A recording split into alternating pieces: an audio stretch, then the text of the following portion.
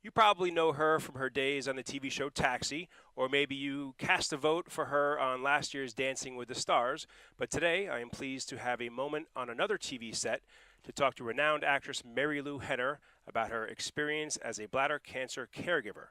She played a key role in helping her now husband Michael through the diagnosis and treatment process and wants to help others have those tough conversations about the disease. She's joined by Dr. Arjun Balar, a bladder cancer specialist from New York University Langone Medical Center. Marilu and Dr. Balar, thank you very much for joining me today. Thank you so much for the Thanks for having us. opportunity. Okay, Dr. Balar, how many people does bladder cancer affect? So bladder cancer is actually a relatively common cancer in the United States. It's the sixth most common cancer overall and the fourth most common cancer in men. That means to say that men are more likely to be diagnosed with this disease compared to women. In fact, it's about 3 to 1, male predominant. We believe partly that's because 80% of the patients who get this cancer are actually prior or current smokers. And this includes patients also who have been exposed to secondhand smoke. Other risk factors are also present, and certainly people who work in the chemical and dye industry also have a higher risk.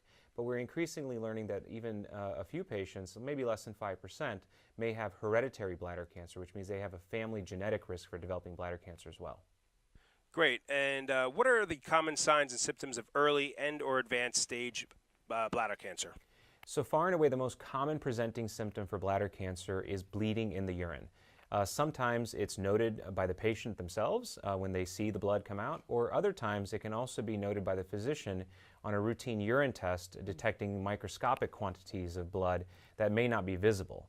That's how often most patients are diagnosed, and that's what leads to most people being diagnosed with early stage or what's called non-muscle invasive bladder cancer. That actually is about 70% of the diagnoses in the United States are early stage. More advanced stage bladder cancer, which includes muscle invasive and then metastatic bladder cancer, can be associated with more worrisome symptoms. This could include pelvic pain, pain with urination, and then as the cancer progresses, other symptoms such as fatigue, weight loss, loss of appetite, shortness of breath, and bone pain can also develop. Great, Marilu, we'll go over to you now. So how did you help Michael when he experienced signs and symptoms of bladder cancer? Well, Michael and I had only been dating 3 weeks when I noticed there was some blood in the bathroom. We were on a vacation together, and what happened was I followed him in the bathroom, noticed a little blood in the toilet, and I said, Michael, are you bleeding? Because I knew it didn't come from me. And I said, are you all right? And he said, oh, I've had blood in my urine for 2 years. It's not a big deal. My doctor checked me out. He said it might be a gallstone or a kidney stone or just a reaction to stress. And I said, oh my gosh, 2 years, blood in your urine. Something's not right here. You have to go and see my doctor. So he went to see his doctor first.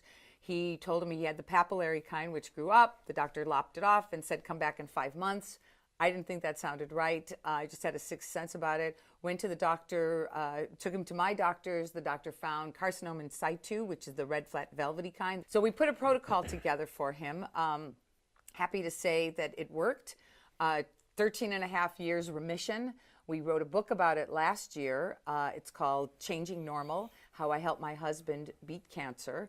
And Genentech got in touch with me and said that we understand that you have a lot of caregiver tips because you were your husband's caregiver in bladder cancer. And I partnered up with them. There's this incredible website for the Bladder Cancer Advocacy Network. It's beacon.org, BCAN.org. And on it you will find our story and also a kind of a discussion guide to open up those conversations between you and the loved one that might be reluctant, because 62% of people are reluctant to talk about bladder cancer symptoms like blood in their urine or pain, or, they might be a little worried that maybe you're going to see them different sexually or whatever. And people are just frightened. They're frightened to burden their partner with it. But I say, be loud, be strong, be sensitive, be humorous, get them to talk and become their health advocate, especially during those doctor's appointments. Have a notebook and a recording device for sure. I know you talked about this a little bit. Was it easy? How easy was it to have the first discussion when Michael first started seeing signs of bladder cancer? Well, he had been seeing signs long before we got together. When I first started talking to him about it, he was a little bit reluctant, but seemed to like fluff it off more than anything else. You know, he seemed to feel like, well, it's no big deal. You know, I've been looking at it. The doctor's been seeing it, examining me for 2 years. It took him a month to get an appointment because he had been traveling. And, you know, I think he really didn't want to burden me with it, especially we were a brand new relationship. I mean, 3 weeks we had been dating. That was it. But I knew I wanted to save him because he was the love of my life. I knew that right away and did whatever it took, had all those difficult conversations. And sometimes you've got the families that are difficult to have conversations with, so you have to be brave and daring and fearless about those conversations as well. And because bladder cancer had a huge impact on the quality of life, how was that when it was time to bring it up to those issues with the doctors? Well, you know, we were seeing bladder cancer specialists and bladder cancer surgeons and getting recommendations from them. One of them wanted to take the bladder out immediately without even examining Michael, which was ludicrous as far as I was concerned. We decided to try many different types of therapies, you know, a kind of combination of the best of East and West. So we were seeing people that were already schooled in bladder cancer and, you know, doctors who are just into having the body heal itself no matter what. So it was a nice combination of types of doctors. But not every doctor feels that way, and not everyone has somebody who's willing to ask the hard questions of a doctor or go to the appointments with an agenda of questions and make sure you get your answers. Got it. Okay, doctor. So in general, do you think patients are comfortable bringing up issues related to sexuality and/or the impact on other quality of life possible, related to their treatment? I think that's a great question. I think, for me personally, the patients that I see are diagnosed and often are hearing their first bit of information about their diagnosis and treatment for the first time when I meet with them. They have preliminary discussions with the surgeons, but often I add the other layer, which is more long-term issues.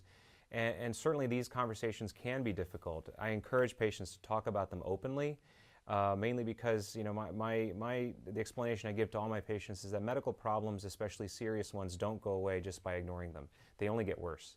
And so to address them head on is the most constructive and important way of doing it.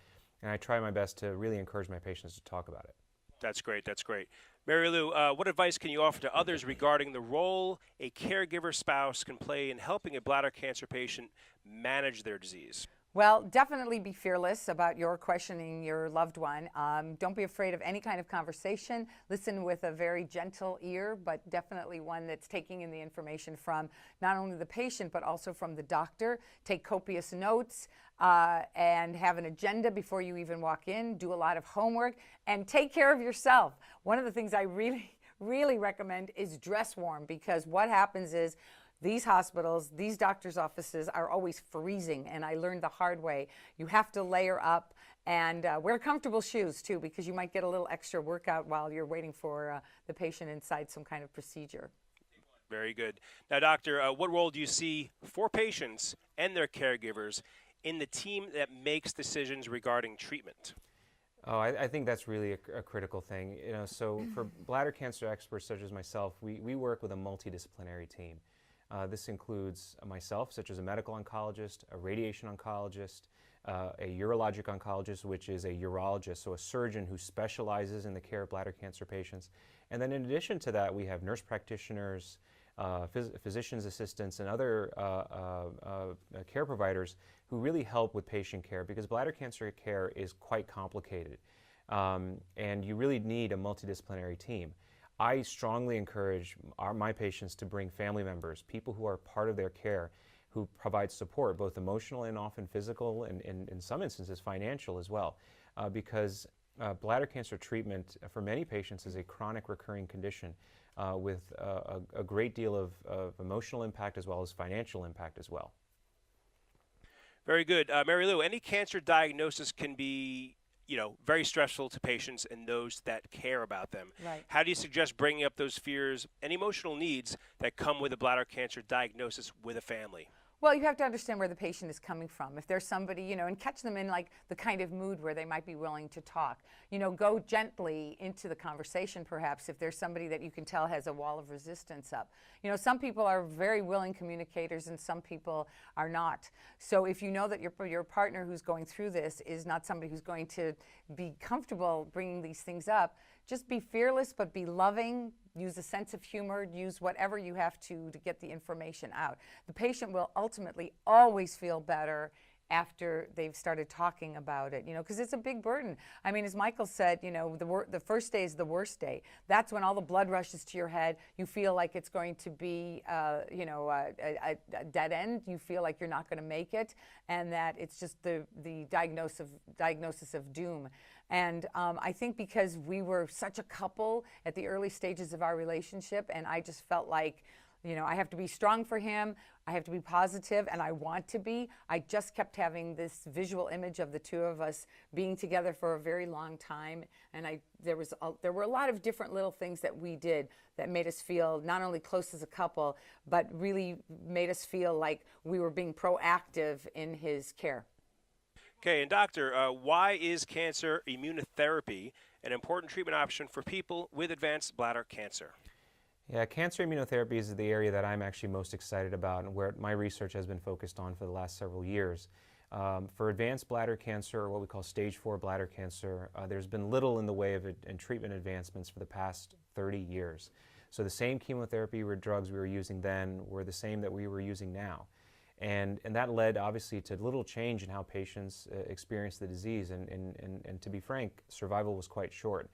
What's happened over the last year is that 4 new FDA-approved agents in the field of cancer immunotherapy were approved for the treatment of advanced bladder cancer. Specifically, these are immune checkpoint inhibitors.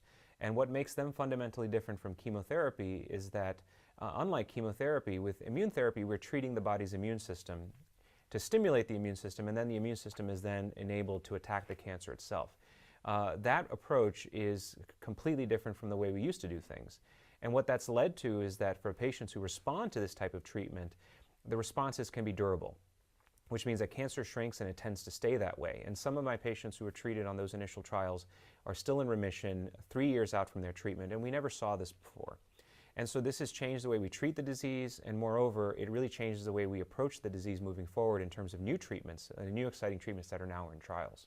Great. And Marilu, just last question. What advice would you give someone whose loved one was just diagnosed with bladder cancer? I'd say be strong, be firm, be vigilant, be gentle in terms of approaching them with questions. You know, as I said, dress warm, stay hydrated. Let's face it, bladder cancer, I mean, that's one of probably the best advice I could probably give everybody, stay hydrated. And, you know, just don't be afraid. Don't be afraid to be loving and positive, and to maybe ask them in a way that will get them to talk, you know. And if you're a patient and your loved one is not going to be the kind of caregiver that you want, maybe there's somebody else in your circle. Maybe there's a family member who will be a better listening ear, you know, who won't feel so threatened by maybe your state of health. Because a lot of times it's the person that you're closest to that gets most worried, and you feel most worried. Find somebody. You've got to have somebody in your corner. Part of your healing has to do with a support team, especially a one-on-one person that can really advocate for you and take notes, for sure. Thank you both again for being here today. To learn more about bladder cancer, visit the Bladder Cancer Advocacy Network at bcan.org. Thank you very much. Thank you.